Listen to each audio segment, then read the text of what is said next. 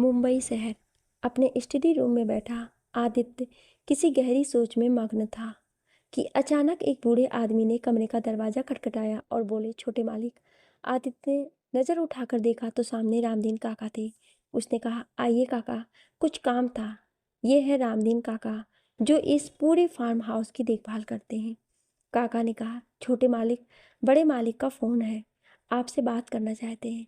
आदित्य की आंखें खुशी से चमक उठी। वो खुश होते हुए बोला, क्या बाबा साहब का फोन है? आदित्य दौड़ता हुआ अपने कमरे से बाहर निकल आया और जल्दी से उसने फोन का रिसीवर उठा लिया। हेलो बाबा साहब, कैसे हैं आप? आदित्य ने पूछा। उधर से आवाज आई, हम ठीक हैं बेटा, आप कैसे हैं और आपकी पढ़ाई कैसी चल रही है? अच्छी चल रही है बाबा साहब, आदित्य ने कहा। बेटा, इस बार जैसे ही आपकी परीक्षाएं खत्म हो जाएं, आप हमारे पास लौट आइए। आदित्य कहता है, बाबा साहब आप चिंता मत कीजिए, हम परीक्षा खत्म होते ही आपके पास लौट आएंगे। वैसे भी अब तो फाइनल ईयर ख़त्म ही होने वाला है और हमें भी आपसे एक ज़रूरी बात करनी है, तो हम जल्दी ही आपके पास लौट आएंगे। ठीक है बेटा, आप अपना ध्यान रखिएगा। ये कहकर उन्होंने फ़ोन काट दिया। आदित्य वापस अपने स्टडी रूम में आकर के बैठ गया। ये है आदित्य, पूरा नाम आदित्य सिंह राणा। मुंबई में एलएलबी की पढ़ाई कर रहे हैं और बहुत बड़े वकील बनना चाहते हैं। देखने में हैंडसम, स्मार्ट, लंबा कद, भूरी आंखें, स्ट्रॉन्ग मसल्स और एक अच्छी खासी स्मार्ट पर्सनालिटी के धनी ये महेंद्र सिंह राणा के इकलौते पुत्र हैं, जो कि जयपुर के बहुत बड़े रजवाड़े खानदान से ताल्लुकात रखते हैं और आज भी इनके पिता को वहाँ के सब लोग राजा साहब ही बुलाते हैं। लेकिन आदित्य इस शानो शौकत में विश्वास नहीं करता और इसलिए वो मुंबई आ गया अपनी पढ़ाई करने और एक वकील बनने। परंतु आदित्य के बाबा साहब ने कभी इस बात का विरोध नहीं किया और आदित्य को पढ़ने मुंबई भेज दिया। अब आदित्य मुंबई में बने अपने फार्म हाउस में रहता है और अब उसकी वकालत का ये आखिरी साल है। आदित्य ने किताब खोली ही थी कि दीप्ति का कॉल आ गया। हाय आदित्य, उधर से आवाज़ आई। हाय, हेलो दीप्ति, मैं ठीक हूँ, तुम बताओ कैसी हो? स्टडीज़ में इतना खो गए कि मुझे कॉल करने तक का टाइम नहीं है तुम्हारे पास? हाँ, दीप्ति मुंह बनाते हुए बोली। नहीं दीप्ति, ऐसी बात नहीं है, वो मैं तुम्हें फ़ोन करने ही वाला था, आदित्य ने कहा। बस बस अब रहने दो और ये बताओ कि मुझसे मिलने कब आ रहे हो? दीप्ति इतराते हुए कहती है। इस पर आदित्य कहता है कि अच्छा बाबा, कल मिलते हैं तुम्हारे फेवरेट वाले रेस्टोरेंट में। Okay okay. दीप्ति भी कल मिलने के लिए डन कर देती है। दीप्ति आदित्य के साथ ही एलएलबी कर रही थी। वो अपने दोस्त के साथ मुंबई में ही रहती है पढ़ाई के सिलसिले में। दीप्ति के पिताजी लखनऊ में रहते हैं, वो भी लखनऊ के बहुत बड़े वकील हैं, इसलिए उन्होंने दीप्ति को भी वकालत करने के लिए मुंबई भेजा। दीप्ति और आदित्य एलएलबी की पढ़ाई के दौरान ही एक दूसरे से मिले। पहले दोस्ती हुई और 2 सालों की दोस्ती के बाद दोनों ने एक दूसरे को अपने प्यार का इजहार कर दिया। दीप्ति एक खूबसूरत और एक क्यूट लड़की है। उसकी यही क्यूट सी स्माइल ने आदित्य के दिल पर राज कर लिया। जहाँ कॉलेज की सब लड़कियां आदित्य पर मरती हैं, वहीं आदित्य दीप्ति पर जान देता है। वो आज के ज़माने की मॉडर्न लड़की है और आदित्य से बेइंतहा प्यार करती है और अब अपनी ज़िंदगी में दोनों अपने रिश्ते को एक नाम देना चाहते हैं, शादी का। धनकपुर गांव। अरे ओ पवित्रा, कहाँ चली गई? पवित्रा को जोर से चिल्लाते हुए उसके मामा ने आवाज़ दी। आई मामा साहब। पवित्रा अपना दुपट्टा संभालते हुए बाहर आई। क्या हुआ मामा साहब? पवित्रा ने डरते डरते पूछा, क्योंकि आज उसका मामा फिर से शराब पीकर आया था और वो इस वजह से ठीक से खड़ा भी नहीं हो पा रहा था। पवित्रा अपने मामा जी के साथ धनकपुर गांव में रहती थी। उसकी माँ बचपन में ही चल बसी थी और पिताजी ने दूसरी शादी कर ली थी। उसकी सौतेली माँ ने उसे घर से निकाल दिया था। तब उसके मामा नंद किशोर और सुभद्रा मामी उसे अपने साथ ले अपने गांव ले आई थी। उसके मामा मामी को कोई औलाद नहीं थी। पवित्रा की मामी उसे बहुत प्यार करती थी, लेकिन एक बीमारी के चलते वो इस दुनिया से विदा हो गई। जब से उसके मामा ने पीना शुरू कर दिया, वो पवित्रा को दिन रात कोसते कि पहले अपने माँ बाप को खा गई और फिर मेरे घर में आकर भी अपनी मनहूसियत फैला दी। दरअसल वो पवित्रा को ही अपनी पत्नी की मौत का कसूरवार ठहराते थे। उसके मामा रोज रात को शराब पीकर घर आते और आते ही उस पर बरस पड़ते। पवित्रा को बहुत डर लगता, पर वो क्या करती, कहीं जा भी तो नहीं सकती थी, इसलिए चुपचाप मामा की गालियां सहती और घर का काम करती। आज भी यही हुआ। उसके मामा रात को दारू पीकर घर आए और आते ही पवित्रा पर चिल्लाने लगे। पवित्रा ने बाहर आते ही कहा, मामा साहब खाना डाल दूं? उसके मामा ने उस पर चिल्लाते हुए कहा, मुझे नहीं खाना, खाना वाना, तुझे देखते ही मेरी भूख भाग जाती है। पवित्रा ने जब ये सुना तो वो रोने लगी। बंद कर अपना ये रोना धोना। इस बार मैंने सोच लिया है कि तुझसे मुक्ति पाकर ही रहूंगा। तेरा ब्याह तय कराया हूं मैं। कल तुझे देखने लड़के वाले आएंगे। चुपचाप तैयार हो जाना। अगर कोई चू चपड़ की तो मुझसे बुरा कोई नहीं होगा, समझी? पवित्रा की आंखों से आंसू बहने लगे, पर वो कर भी क्या सकती थी। उसने चुपचाप हाँ में सिर हिला दिया। इतना कहकर उसके मामा सा वहां से चले गए। पवित्रा कमरे में बैठकर अपनी माँ की तस्वीर हाथ में लिए जोर जोर से रोने लगी। आज उसे उसकी माँ की बहुत याद आ रही थी। वो रोते रोते कहने लगी, काश आज तुम जिंदा होती माँ, तो मेरा आज ये हाल नहीं होता। पता नहीं मामा शाह ने मेरा रिश्ता कहाँ तय कर दिया है। कैसे होंगे वो लोग। अगर आज तुम मेरे साथ होती तो शायद मैं इतना अकेला महसूस नहीं करती जितना आज कर रही हूँ। वो रोते रोते ही खाट पर लेट गई और थोड़ी देर बाद सो गई।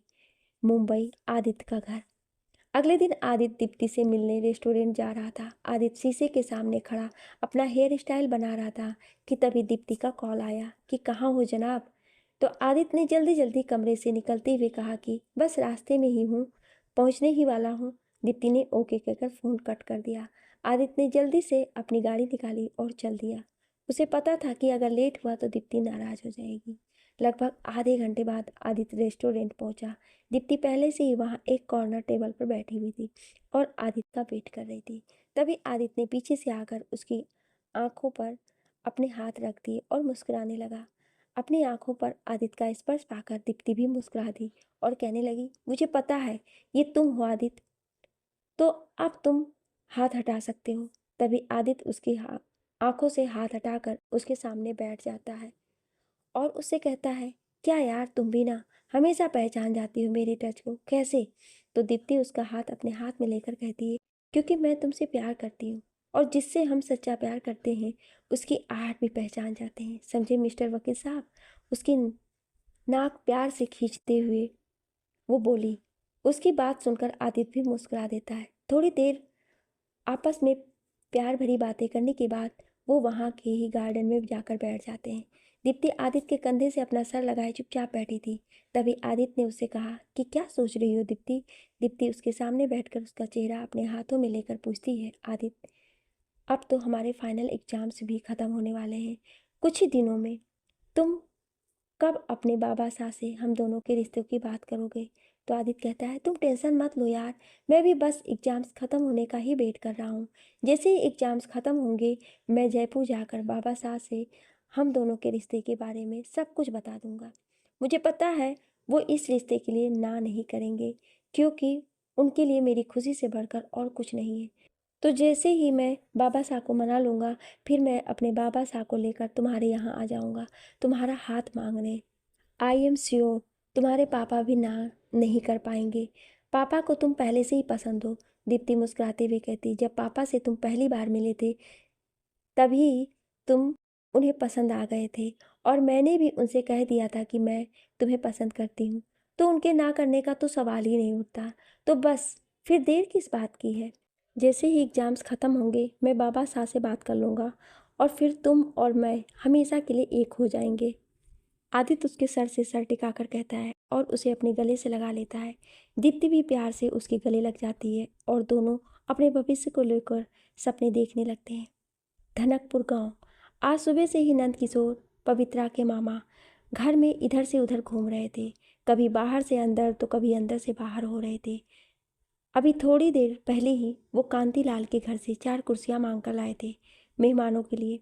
कुर्सियां आंगन में रखकर उन्होंने पवित्रा को आवाज़ लगाई, ओ पवित्रा कहाँ मर गई, जल्दी बाहर आ और मेरी मदद कर। पवित्रा जो कि रसोई में काम कर रही थी जल्दी से भागकर बाहर आती है जब अपने मामा के साथ काम करवाने लगती है। नंदकिशोर बहुत खुश थे क्योंकि पवित्रा को देखने जो लोग आने वाले थे वो काफ़ी रईस थे। इतने बड़े घर का रिश्ता आया है ये सोचकर ही नंदकिशोर फूला नहीं समा रहा था।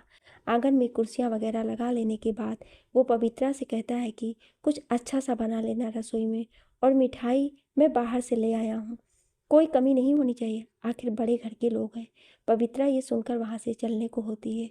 तभी उसका मामा फिर से उसे आदेश देता है कि आज अच्छे से कपड़े पहन लेना, ताकि उन लोगों को देखते ही तू पसंद आ जाए, समझी। पवित्रा बस चुपचाप अपने मामा की बात में सर हिलाकर वहाँ से चली जाती है। शाम को उनके घर के बाहर 2 गाड़ियाँ आकर रुकती हैं और उसमें से कुछ लोग बाहर निकलते हैं। नंदकिशोर गाड़ियों की आवाज़ सुनकर दौड़ा दौड़ा बाहर आता है और लड़के वालों को देखकर हाथ जोड़कर उनके स्वागत में खड़ा हो जाता है। वो सभी को लेकर अंदर आंगन में बिठाता है। सब बैठ जाते हैं। नंदकिशोर उनके हाथ जोड़कर खड़ा हो जाता है। लड़के वालों में 4 लोग आए हुए थे। 2 आदमी जो लगभग 35-40 की उम्र के होंगे, एक बूढ़ा आदमी लगभग 70 वर्ष का और साथ में बिचौलिया था जो रिश्ता लेकर आया था। थोड़ी देर बाद बिचौलिया सबको मिलवाने के बाद नंदकिशोर से कहता है कि अरे नंदकिशोर, बुलाओ भाई अपनी भांजी को। नंदकिशोर हाँ में सिर हिलाकर जल्दी से अंदर जाता है और पवित्रा को लेकर आता है।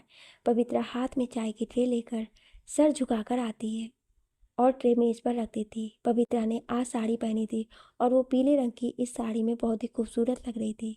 पवित्रा का मामा उसे बैठाता है और वो चुपचाप सर झुकाकर बैठ जाती है। तभी बिचौलिया लड़के वालों को बताता है कि लड़की साक्षात लक्ष्मी है, घर का सारा काम कर लेती है और तो और सिलाई कढ़ाई सब जानती है। नंदकिशोर भी उसकी हाँ में हाँ मिलाता है। लड़के वालों को भी पवित्रा बहुत पसंद आती है। वो इस रिश्ते के लिए हाँ कर देते हैं। ये सुनकर नंदकिशोर फूला नहीं समाता है। वो खड़ा होकर सबका मुंह मीठा कराता है। बिचौलिया भी नंदकिशोर को गले लगाता है और कहता है वाह भाई नंदकिशोर, तुम्हारी भांजी की तो जिंदगी संवर गई, और उसे मुबारकबाद देता है। तभी नंदकिशोर पवित्रा से कहता है अरे पगली, अपने पति के पैर छू और आशीर्वाद ले, तेरा तो जीवन संवर गया। पवित्रा के मामा जब उसे 70 साल के बूढ़े को उसका पति बताकर उसके पैर छूने को कहते हैं तो पवित्रा वहीं जम सी जाती है और उसकी आंखों में आंसू आ जाते हैं। वो अपने मामा की तरफ देखती है तो नंदकिशोर उसकी तरफ आंखें दिखाता है और उसे इशारों में कहता है कि चुपचाप पैर छुओ इनके। पवित्रा उस 70 साल के बूढ़े के पैर छूकर वहाँ से चली जाती है और अपने कमरे में आकर बहुत रोती है। उसे ये सोचकर ही रोना आ रहा होता है कि उसके मामा ने उसका ब्याह एक 70 साल के बूढ़े के साथ तय किया है। यही सोचकर वो बहुत रोती है और अपनी माँ की तस्वीर को अपने गले से लगा लेती है। परंतु नंदकिशोर ने ये रिश्ता अपने लालच में आकर किया था, क्योंकि लड़के वाले उन्हें लड़की के बदले में उसके मामा के सारे कर्जी का पैसा चुकाने को तैयार थे और अलग से भी रकम देने को तैयार थे। उन्हें तो बस एक लड़की चाहिए थी जो कम उम्र की हो और उनका घर संभाल सके और उस बूढ़े जमींदार की ज़रूरतों को पूरा कर सके।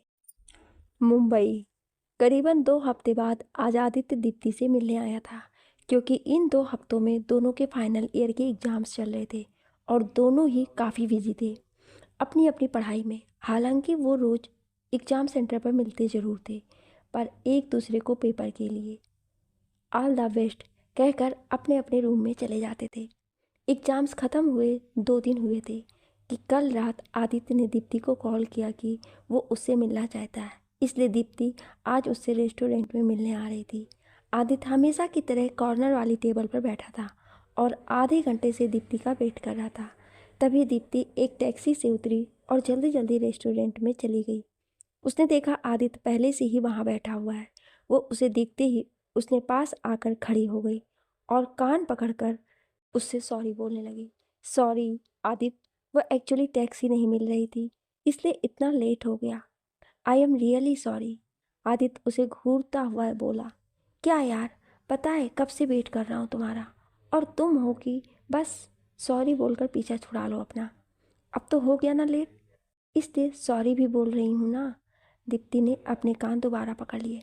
आदित्य ओके चलो माफ़ किया, लेकिन दीप्ति लेकिन क्या? दीप्ति उसे आशंकित नज़रों से देखने लगी। आदित्य लेकिन तुम्हें लेट आने का फाइन तो भरना ही होगा, आदित्य शरारती लहजे में बोला। दीप्ति लेट आने का फाइन?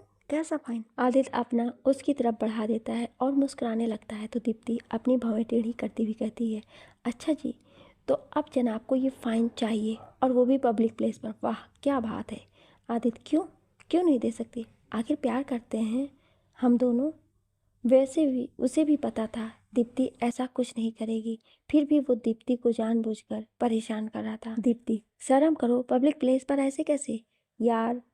आदित्य वो मुझे नहीं पता, वो तुम जानो। आदित्य मन ही मन मुस्कुरा रहा था। दीप्ति अब समझ गई कि आदित्य उसे जानबूझकर परेशान कर रहा है। आदित्य, क्या हुआ? कहाँ खो गई मैडम? दीप्ति, नहीं कुछ नहीं। दीप्ति उठती है और आदित्य के गाल पर किस कर देती है।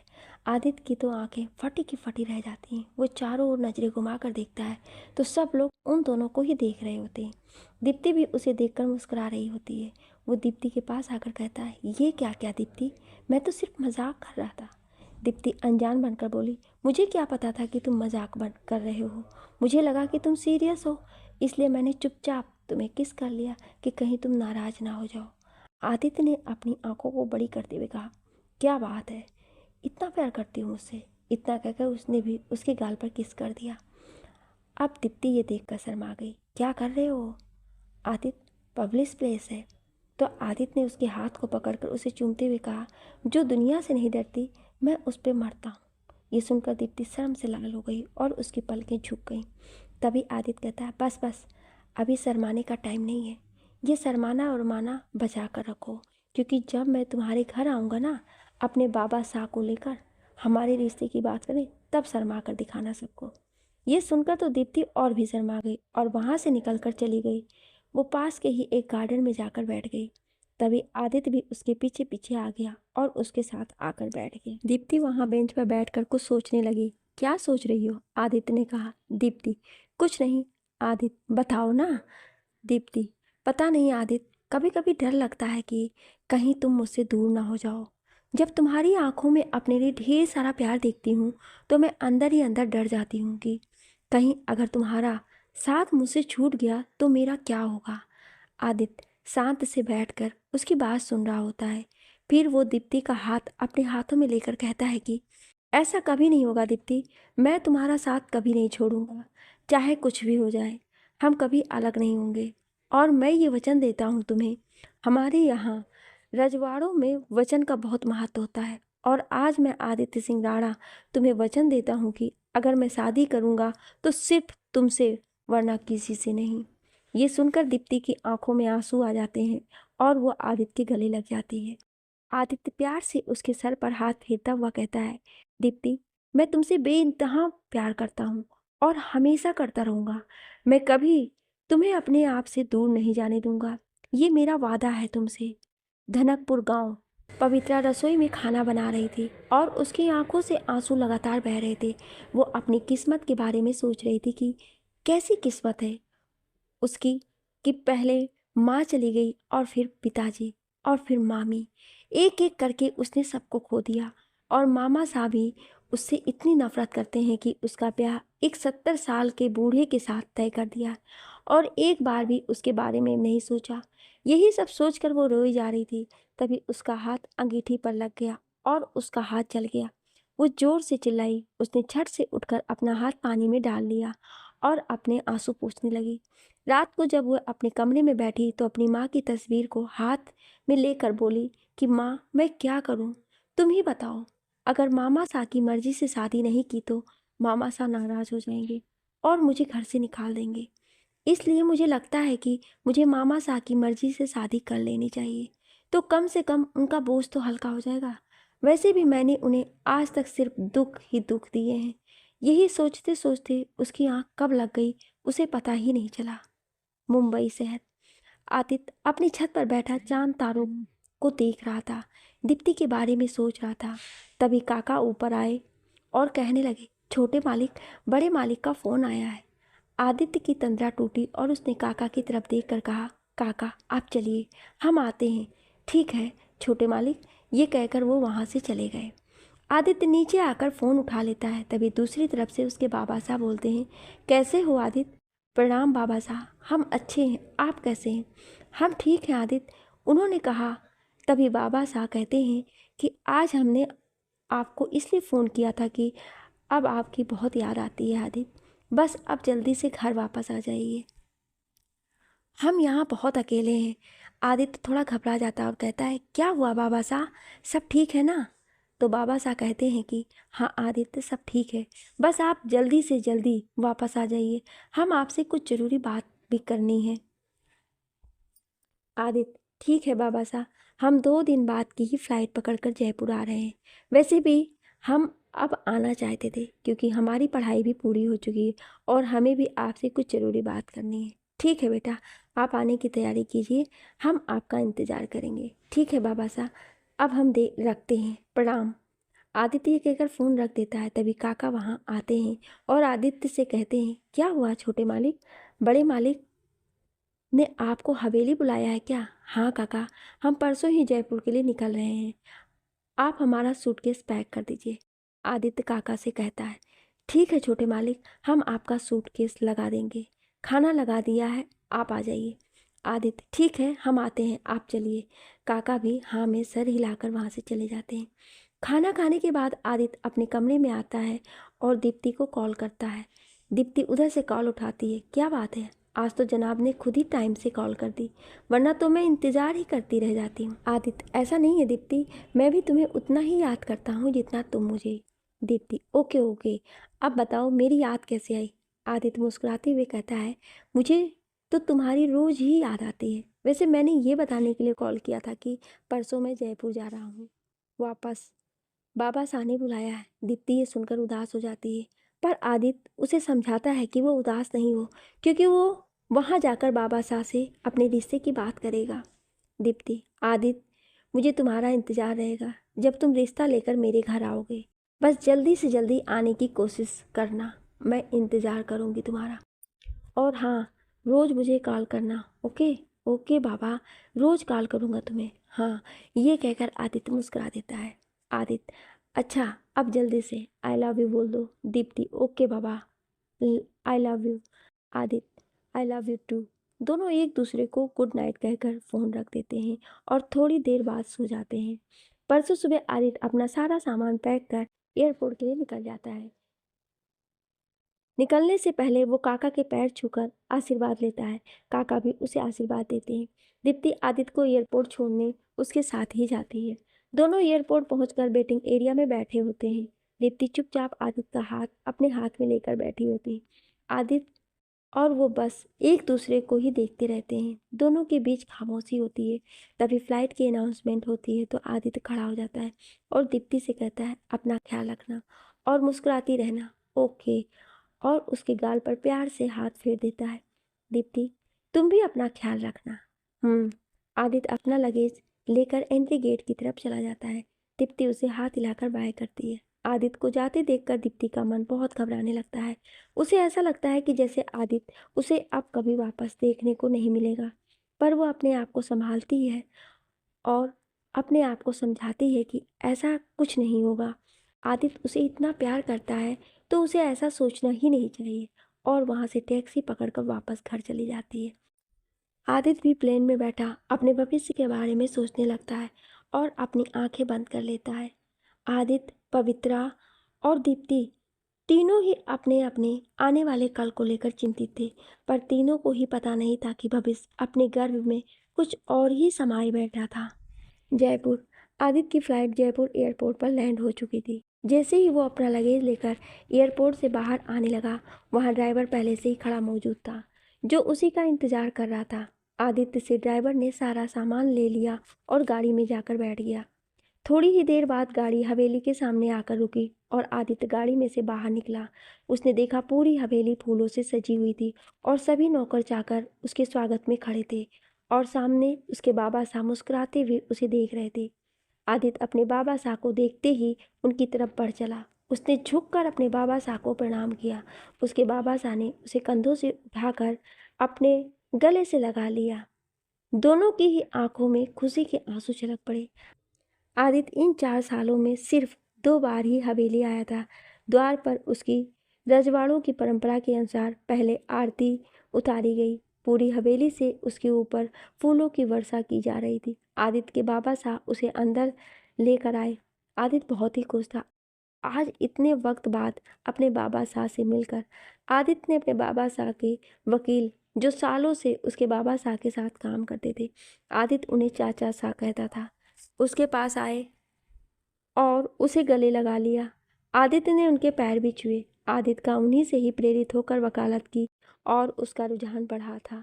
तभी आदित्य को पीछे से एक आवाज़ सुनाई दी, आदित्य। आदित्य ने पीछे मुड़कर देखा तो सामने सरिता खड़ी थी। आदित्य सरता को देखते ही उसके पास पहुंचा और उसे गले लगा लिया। आदित्य, नमस्ते दी, कैसी हो आप? सरता, हम ठीक हैं। आदित्य, आप कैसे हैं? आदित्य, हम बिल्कुल ठीक हैं। देखिए, आदित्य गोल गोल घूमता हुआ हंसता है। उसे बच्चों जैसी हरकतें करते देखकर सरता भी खिलखिलाकर हंस देती है और कहती है, आप बिल्कुल नहीं बदले आदित्य, हमेशा की तरह वही बच्चों जैसी हरकतें हैं आपकी। सरता वकील चाचा की बेटी है। आदित्य और सरता बचपन में साथ साथ बड़े हुए हैं। आदित्य सरता से 2 साल छोटा है, पर सरता उसके दिल के बहुत करीब है। वो अपनी हर छोटी से छोटी बात सरता से जरूर शेयर करता है और सरता भी उसकी हर समस्या का समाधान चुटकियों में कर देती है। आदित्य अपने बाबा साहब की इकलौती संतान है, परंतु सरता को उसने हमेशा अपनी बड़ी बहन का ही दर्जा दिया। आदित्य के बाबा साहब भी सरता को अपनी बेटी की तरह मानते हैं। आज आदित्य अपने बाबा साहब के साथ ही बैठकर खाना खाता है और बाकी सब भी साथ ही बैठते हैं। आदित्य खाना खाकर अपने कमरे में जाकर थोड़ा आराम करने लगता है कि तभी सरता उसके कमरे का दरवाज़ा नॉक करती है। क्या मैं अंदर आ सकती हूँ? सरता नॉक करते हुए कहती है।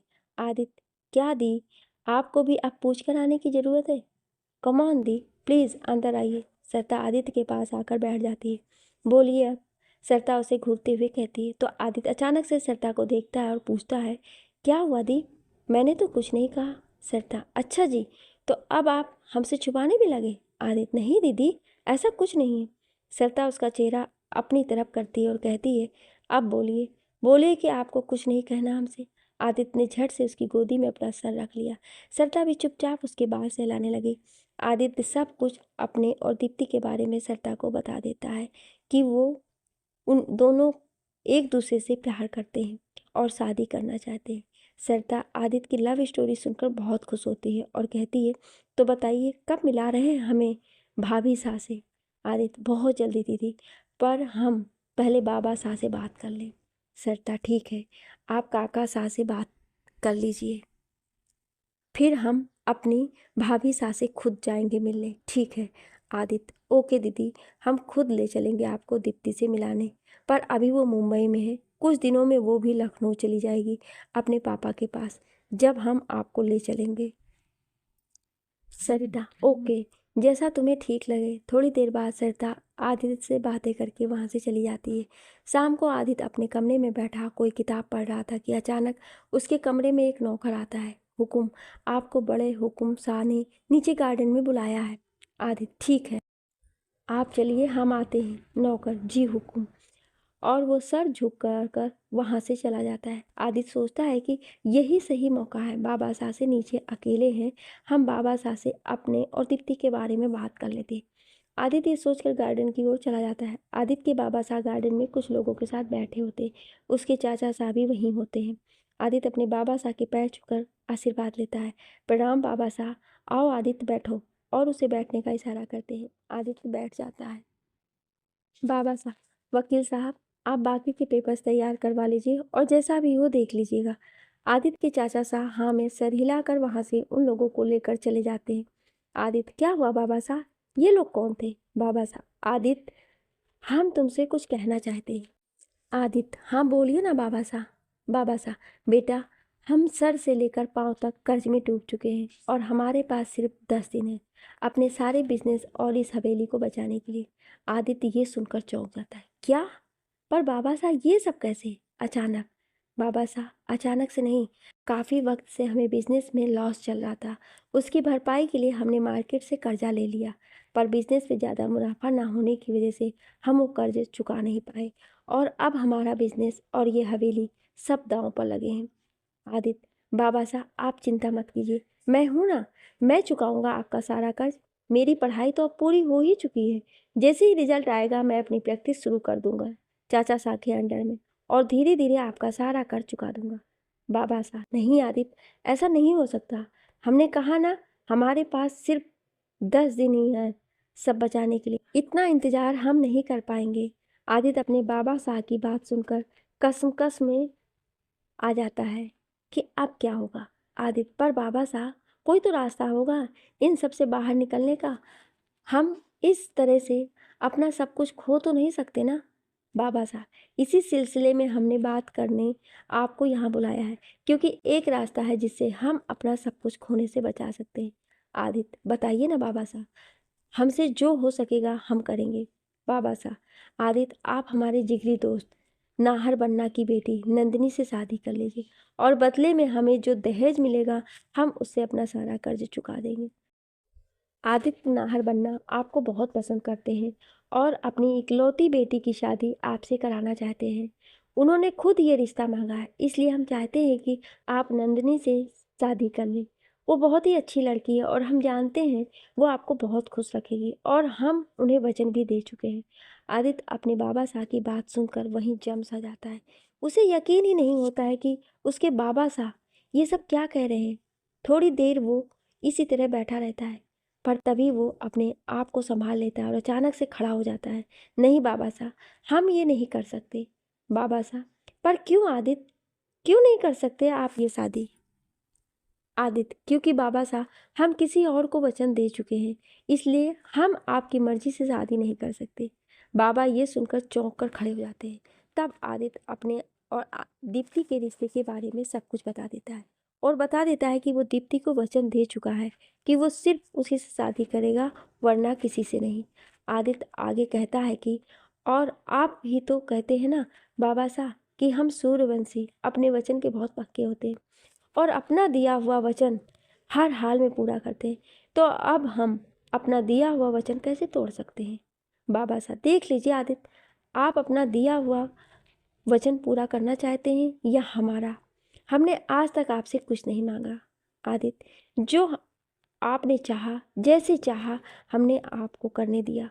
अगर हम मजबूर ना होते तो हम आपके प्यार को जरूर अपना लेते, क्योंकि हमारे लिए आपकी खुशी से बढ़कर कुछ नहीं है। पर हम मजबूर हैं, फिर भी हम आपसे कोई ज़बरदस्ती नहीं करेंगे। लेकिन एक आप ही हैं जो हमें इस मुसीबत से निकाल सकते हैं। अब देखना आपको है कि आप क्या करना चाहते हैं, अपने प्यार को पाना चाहते हैं या हमारी मदद करना चाहते हैं। ये कहकर वे वहाँ से चले जाते हैं। आदित्य सर पकड़कर वहीं कुर्सी पर धम से बैठ जाता है।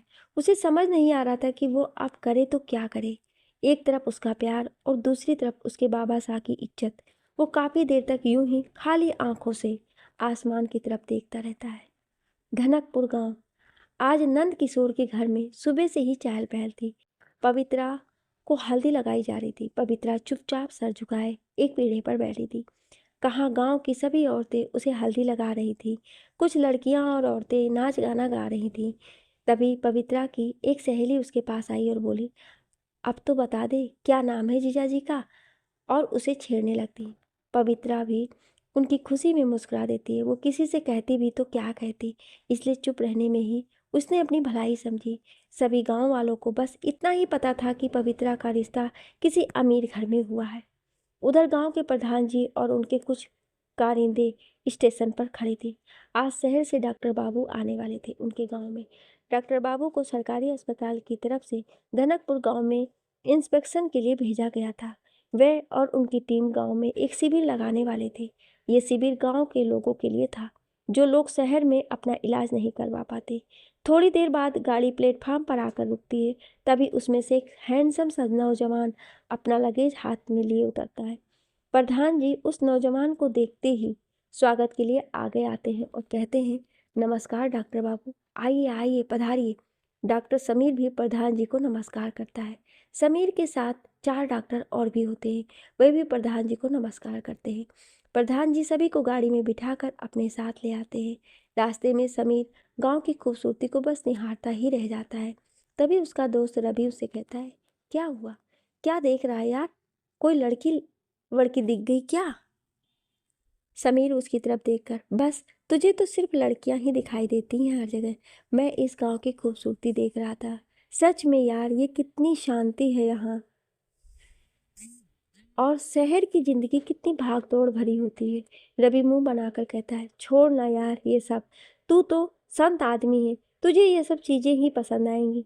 देख ना यार, गांव की लड़कियों को कितनी खूबसूरत होती हैं, एकदम नेचुरल। वो सड़क पर जाती कुछ लड़कियों की ओर इशारा कर कहता है, जो कुएं से पानी भरकर ला रही थी। समीर उसकी तरफ देखकर मुस्कुरा देता है, तू कभी नहीं सुधरेगा।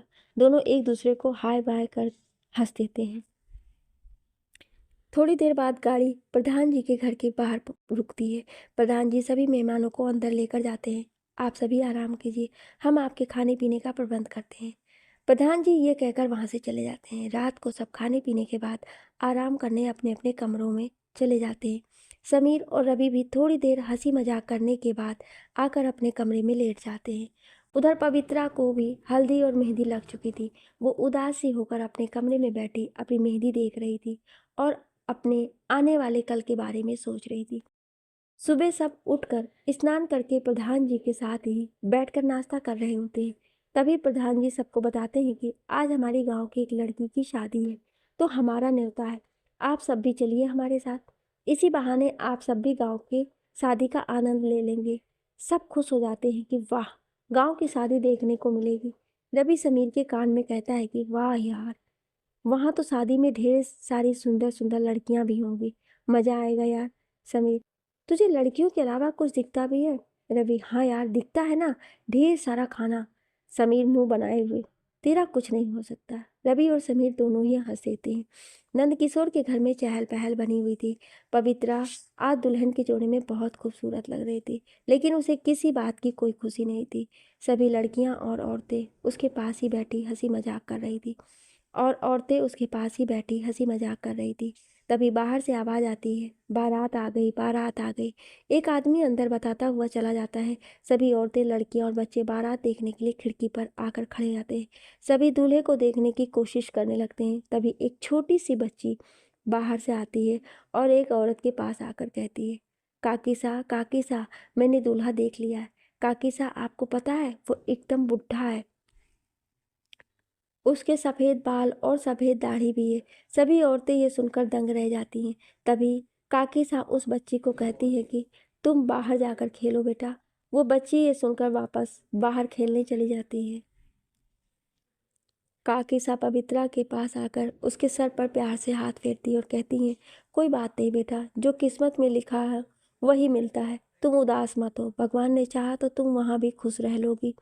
बारात द्वार पर आती है। काकी सा दूल्हे की आरती उतारती हैं। सभी लोग दूल्हे की उम्र देखकर तो तरह तरह की बातें बनाने लगते हैं। सभी लोग आपस में कहते हैं कि नंद किशोर ने ये ठीक नहीं किया, इतनी फूल सी बच्ची एक बुढ़े के हाथ में थमा दी।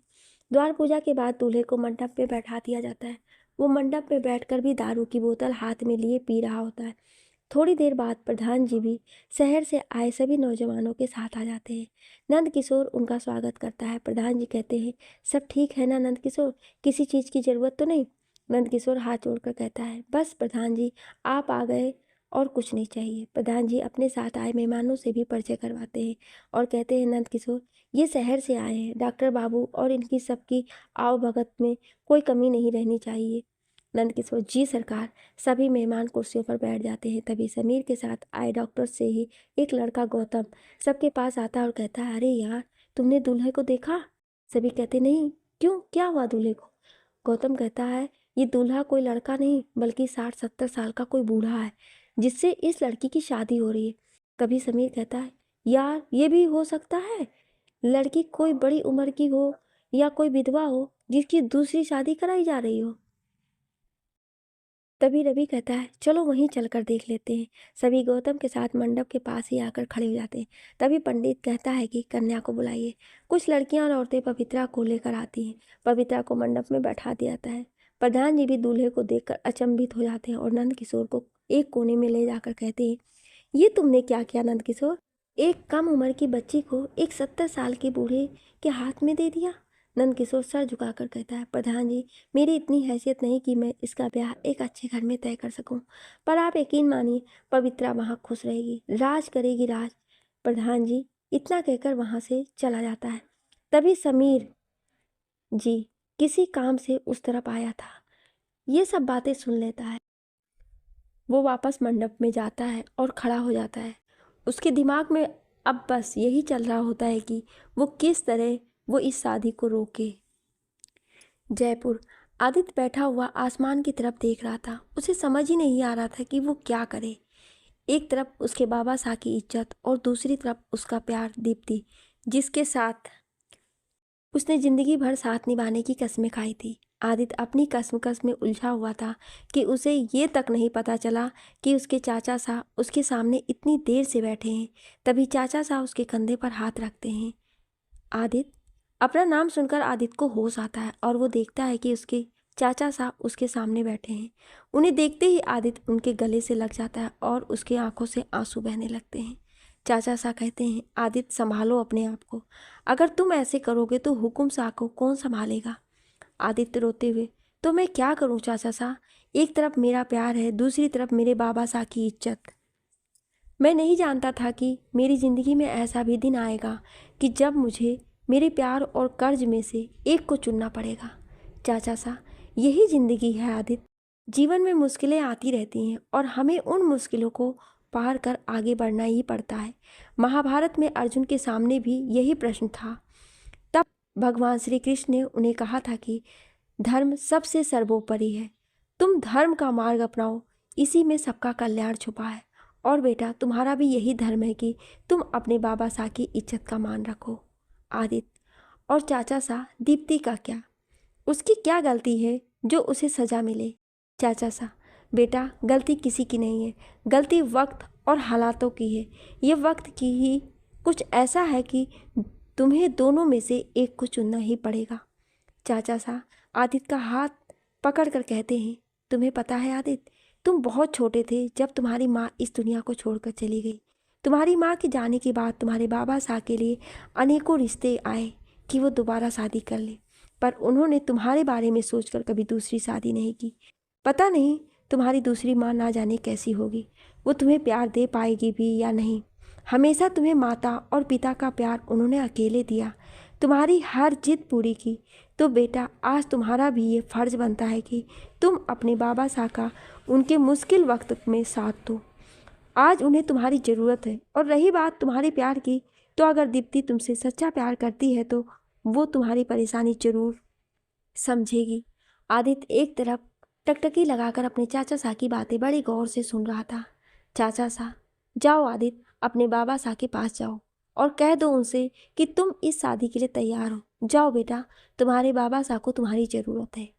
आदित्य उठकर खड़ा हो जाता है और अपने बाबा साहब के कमरे की ओर चल पड़ता है। कमरे के पास पहुंचकर वो दरवाज़ा खटखटाता है। बाबा साहब, क्या हम अंदर आ सकते हैं। बाबा साहब, आओ आदित्य। आदित्य अपने बाबा साहब के पास ही बैठ जाता है और उनकी गोद में सर रख लेता है। उसके बाबा साहब भी उसके सर पर प्यार से हाथ फेर देते हैं। आदित्य की आंखों में आंसू आ जाते हैं। आदित्य उनकी गोद में सर रखे हुए ही कहता है, बाबा साहब हमें माफ़ कर दीजिए, हमने आपकी तकलीफ को नहीं समझा। आदित्य सीधा होकर बैठ जाता है और अपने बाबा साहब का हाथ पकड़कर कहता है, बाबा साहब हम नंदिनी से शादी करने के लिए तैयार हैं। अगर हमारी शादी करने से आपकी सारी मुसीबतें दूर हो सकती हैं तो हम ये शादी करेंगे, ज़रूर करेंगे। और यह आपके बेटे आदित्य सिंह राणा का वचन है आपको।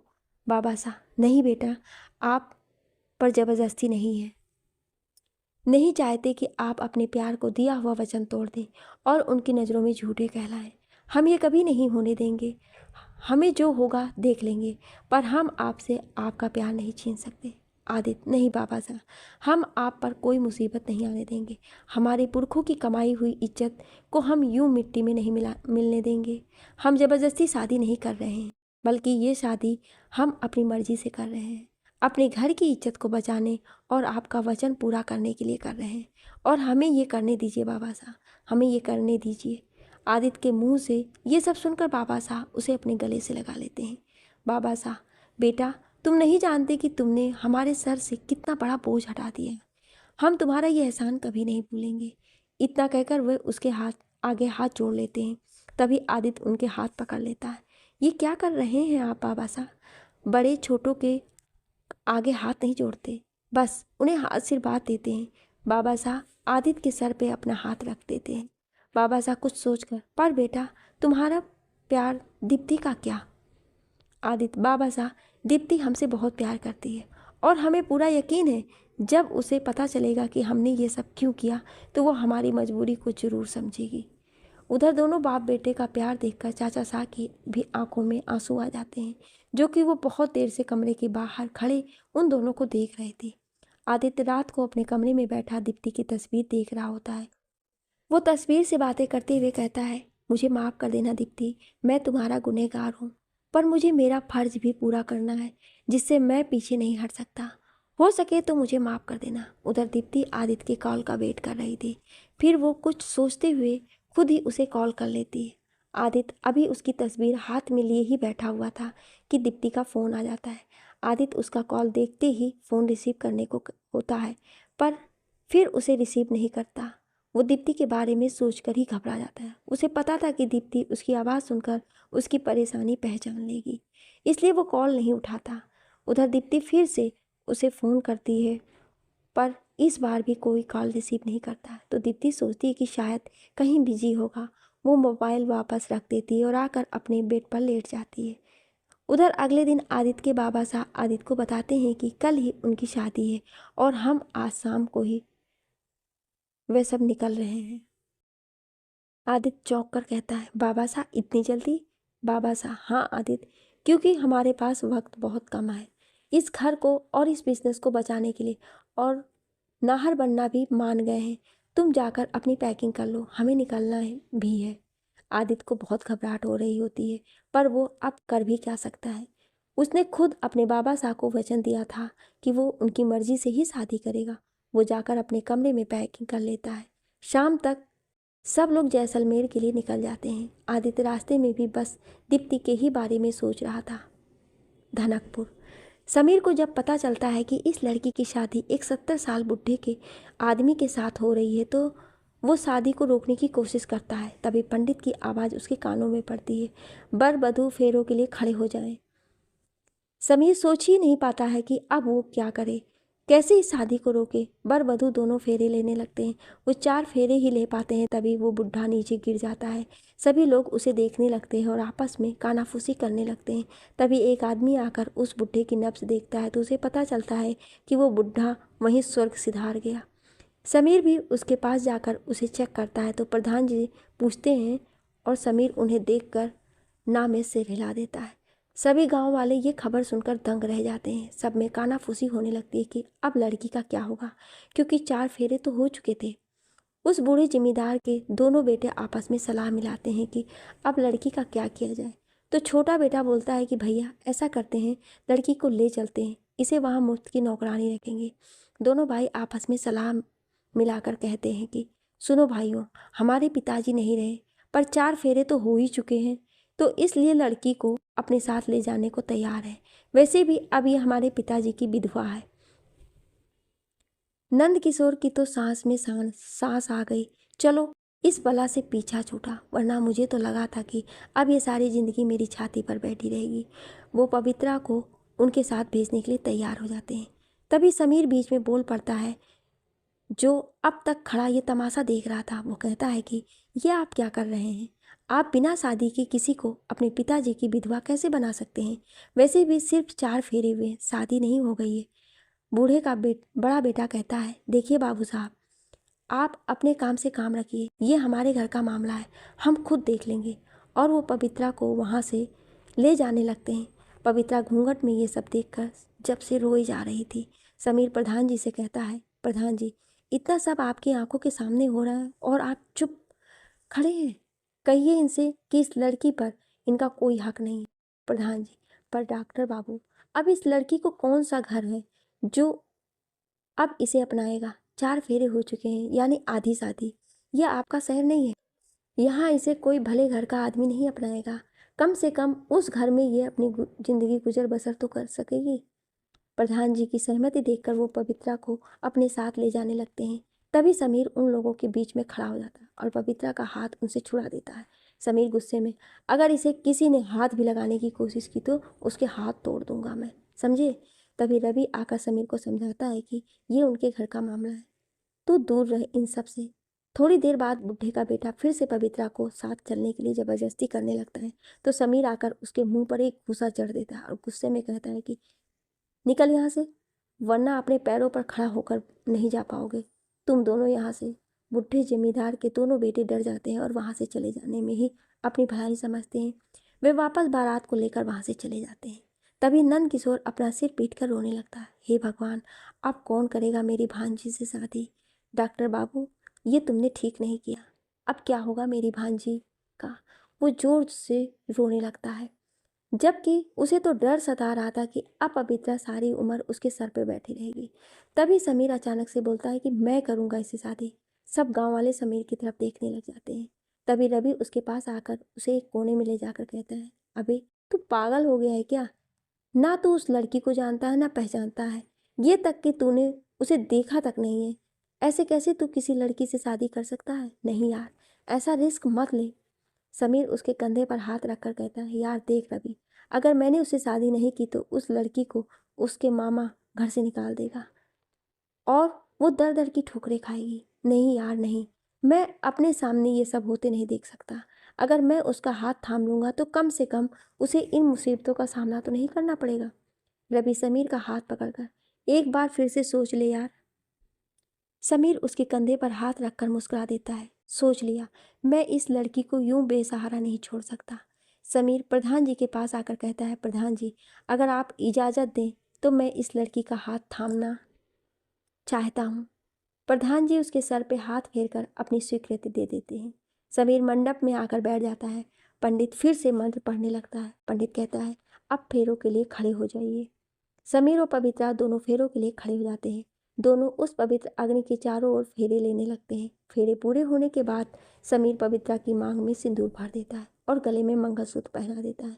दोनों की शादी संपन्न हो जाती है। समीर आकर प्रधान जी का आशीर्वाद लेता है और फिर दोनों पवित्रा के मामा साहब की भी आशीर्वाद लेते हैं। समीर रवि और अपने बाकी दोस्तों के गले लगता है। थोड़ी देर बाद गांव की औरतें दुल्हन को अंदर ले जाती हैं। समीर रवि के पास आकर कहता है, यार मैं पवित्रा को लेकर वापस दिल्ली जाना चाहता हूँ। आखिर माँ को भी तो सब बताना होगा ना। रवि, पर यार ये कैंप का क्या होगा? समीर, यार प्लीज़ यहाँ तो सब कुछ संभाल ले। अभी कुछ दिनों के लिए पवित्रा को माँ के पास छोड़कर मैं दोबारा वापस आ जाऊँगा। रवि, चल ठीक है यार, जैसा तुझे ठीक लगे। Okay, all the best. दोनों दोस्त एक दूसरे के गले लगते हैं। थोड़ी देर बाद विदाई का समय हो जाता है और पवित्रा को गांव की औरतें और लड़कियां बाहर लेकर आती हैं। समीर प्रधान जी के पैर छूता है। पवित्रा भी सबके गले लगती है। प्रधान जी दोनों को अपनी गाड़ी में भेजने का आदेश देते हैं और ड्राइवर से कहते हैं कि इन्हें दिल्ली छोड़कर ही आना। समीर और पवित्रा दोनों गाड़ी में बैठ जाते हैं। रवि भी समीर की खिड़की की साइड आकर कहता है, ओके यार, भाभी का ख्याल रखना और दिल्ली पहुंचते ही मुझे फ़ोन कर दियो। Okay bye. दोनों वहां से निकल पड़ते हैं अपनी नई जिंदगी के सफ़र पर। जैसलमेर। 1 घंटे के सफ़र के बाद गाड़ी जैसलमेर पहुंच जाती है। वहां नाहर बन्ना पहले से ही स्वागत के लिए खड़े होते हैं। आदित्य के बाबा साहब और नाहर बन्ना दोनों एक दूसरे के गले मिलते हैं। सभी लोग अंदर आते हैं। आदित्य सब लोगों से मिलकर अपने रूम में चला जाता है। वो पूरी रात बस दीप्ति की यादों में ही काट देता है। अगले दिन शादी होती है। आदित्य अपने कमरे में खड़ा तैयार हो रहा होता है, पर उसके चेहरे पर ना तो हंसी थी ना ही खुशी। थोड़ी देर बाद सरिता उसके कमरे में किसी काम से आती है और वो आदित्य का मुरझाया हुआ चेहरा देखती है तो बहुत दुखी होती है। वह आदित्य के पास आती है और आदित्य के कंधे पर हाथ रख देती है। आदित्य, जो अब तक अपने आप को संभाले हुए था, उसके सब्र का बांध टूट जाता है और वो उसके गले लगकर रोने लगता है। परंतु आज सरिता के पास भी कुछ नहीं था कहने को, सिवाय आदित्य को सांत्वना देने के। तभी थोड़ी देर बाद आदित्य के चाचा साहब उसे बुलाने आते हैं। चलो आदित्य, नीचे फेरों का वक्त हो रहा है। सरिता और आदित्य दोनों नीचे आ जाते हैं। आदित्य नीचे आकर अपने बाबा साहब के पैर छूता है और फिर मंडप में आकर बैठ जाता है। पंडित जी मंत्रोच्चारण शुरू करते हैं और कहते हैं, कन्या को बुलाइए। नंदिनी को उसकी माँ और बहनें लेकर आती हैं। तभी सरिता भी नंदिनी के पास ही चली जाती है और कहती है कि हम भी तो देखें अपनी होने वाली भाभी को। वो नंदिनी का घूंघट उठाकर उसे देखती है और कहती है, बहुत सुंदर हो, किसी की नज़र ना लगे आपको। ये कहकर वो काला टीका लगा देती है। नंदिनी को मंडप में बैठाया जाता है। थोड़ी देर बाद वे दोनों फेरे के लिए खड़े हो जाते हैं। आदित्य फेरे लेते हुए दीप्ति के ही बारे में सोचता रहता है। वो सोचता है कि जो फेरे, जो वादे और कस्में उसे दीप्ति के साथ लेनी थी, वो उसे अब किसी और के साथ लेनी पड़ रही है। तभी उसका पैर लड़खड़ा जाता है और उसके बाबा साहब उसे संभाल लेते हैं। आदित्य को अपने बाबा साहब को देखते ही उसकी आंखों में आंसू आ जाते हैं। शादी पूरी होती है। आदित्य नंदिनी की मांग में सिंदूर भरकर उसे मंगलसूत्र पहना देता है। दोनों उठकर सभी का आशीर्वाद लेते हैं। थोड़ी देर बाद विदाई की तैयारियां होने लगती हैं। नंदिनी के पिता महेंद्र सिंह राणा के पास आते हैं और हाथ जोड़कर कहते हैं, राणा साहब, अगर मेरी बच्ची से कभी कोई गलती हो जाए तो उसे माफ़ कर दीजिएगा। महेंद्र सिंह राणा, ये आप क्या कह रहे हैं? नाहर बन्ना, नंदिनी को बहू नहीं बेटी बनाकर ले जा रहे हैं। आप बिल्कुल चिंता मत कीजिए, हम अपनी जान से भी ज़्यादा हिफाजत करेंगे उनकी। विदाई के समय नंदिनी अपने पिता के गले लगकर रोने लगती है। उसके पिता उसे डोली में बिठाते हैं। सब नंदिनी को नम आंखों से विदा करते हैं। महेंद्र सिंह राणा भी नाहर बन्ना के गले लगते हैं और बारात दुल्हन को लेकर चल देती है। क्या ये समीर, पवित्रा और आदित्य नंदिनी के नए सफ़र की शुरुआत है या कोई नई अनहोनी का आगाज़? क्या आप इस कहानी का अगला भाग सुनना चाहते हैं? तो कमेंट में यस या नो ज़रूर लिखिएगा। Thank you.